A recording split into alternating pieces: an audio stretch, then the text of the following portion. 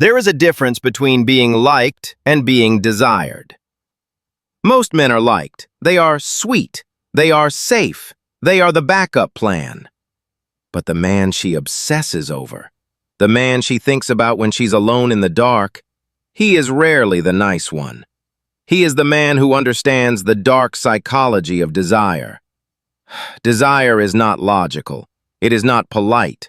It is a biological hunger born from uncertainty and tension.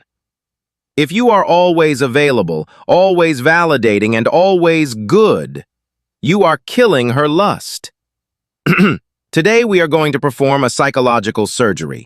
We are going to remove the nice guy programming and install the operating system of the seducer. I will teach you how to make her sexually obsessed with you without ever chasing her. Welcome to the other side. Let's go deeper into the lab. Principle 1. The biology of desire. Most men conflate comfort with attraction. You think, if she feels safe with me, she will want me. Wrong. Comfort creates friendship. Desire requires anxiety. Not danger anxiety, but anticipation anxiety. It requires her amygdala to be slightly activated. She needs to feel that she hasn't fully secured you yet. When you agree with everything she says, when you never tease her, when you are perfectly predictable, you are soothing her anxiety to zero. Zero anxiety equals zero dopamine. You have bored her biology. The fix. You must become polarizing. Be willing to be disliked. State a controversial opinion. Tease her about her taste in music. Create friction. Friction creates heat. Smoothness creates nothing.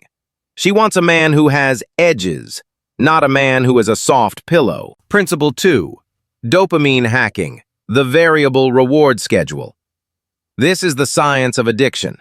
In the 1950s, B.F. Skinner proved that animals and humans work hardest for a reward when they don't know when it's coming.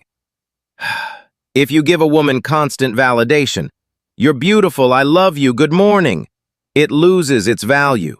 It becomes background noise. The intermittent technique. Sometimes you are the lover, charming, intense, romantic. Sometimes you are the stoic, busy, short texts, focused on work. This oscillation keeps her brain in a seeking state. She asks, "Which version of him am I getting today?" She works to unlock the romantic version. She starts to associate her effort with her attraction. "I am working so hard for him, he must be high value." This is the sunk cost fallacy in action. Caution. Do not be toxic. Do not abuse this. But do not be a robot of validation. Be a human with a life that distracts you from her. Principle 3. Innuendo and subtext. Communication happens on two levels. Level 1, the logical, information. Level 2, the emotional, vibe. Most men are stuck on level 1. Seducers live on level 2.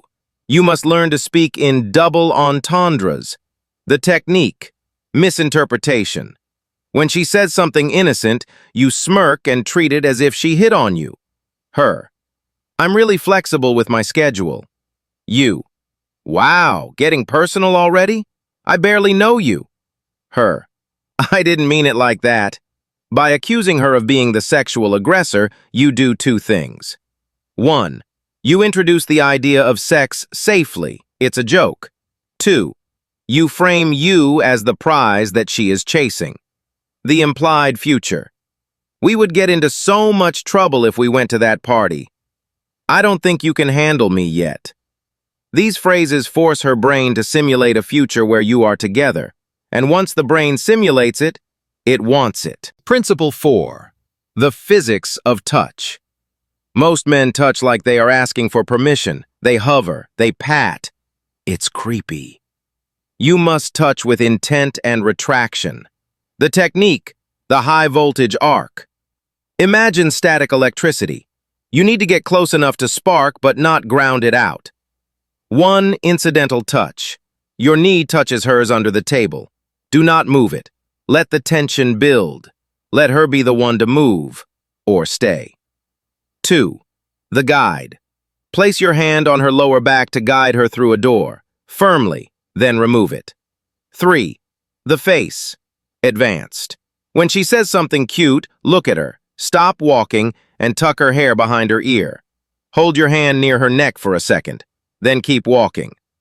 This touch and release strategy creates a kinesthetic void. You gave her the drug, oxytocin, then you took it away. Her body craves the return of your hand. You aren't grasping, you are teasing. This drives women wild because it shows you have self-control. Principle 5. Voice and presence. You can say the perfect line, but if you say it with a high, squeaky voice, it fails. Evolutionarily, deep voices signal testosterone and size. You can fake this instantly by slowing down. Nervous men talk fast because they are afraid of being interrupted. They are afraid of silence. The eye contact pressure test. Look at her left eye, then her right eye, then her mouth, then back to her eyes. Do not smile like a goofball. Smile with your eyes, the smize. When there is a lull in conversation, do not fill it. Look at her comfortably. Let her feel the weight of your presence. Let her break the silence. Usually she will giggle or say, "What?" You reply, "Just trying to figure you out." Boom. You have just established dominance without saying a mean word. Finally, principle 6, the pullback. We call this the vacuum effect. Nature abhors a vacuum. If you are constantly pursuing, texting, planning, you are filling 100% of the space. There is no room for her desire to grow. You need to create room. The strategy. After a great date or a great moment, pull back slightly. Go busy for a day. Be a little shorter on text. Why? To let her process the emotions. Give her the gift of missing you. You cannot be missed if you never leave. When she reaches out to fill the void, "Hey, stranger," you know it worked. Now she is investing. Now she is chasing. Reward her effort with warmth. This push-pull dynamic is the heartbeat of a passionate relationship. Without it, you are just a flat line. Be the heartbeat. Gentlemen, obsession is not magic. It is biology. It is the response to a man who is high value, unpredictable, and self-possessed. Stop being the nice guy who begs for scraps. Start being the alchemist who transmutes conversation into desire. Master your presence, control your attention, and let the world come to you. If you are ready to master this power, hit the like button. Subscribe for more dark psychology. I'll see you in the shadows.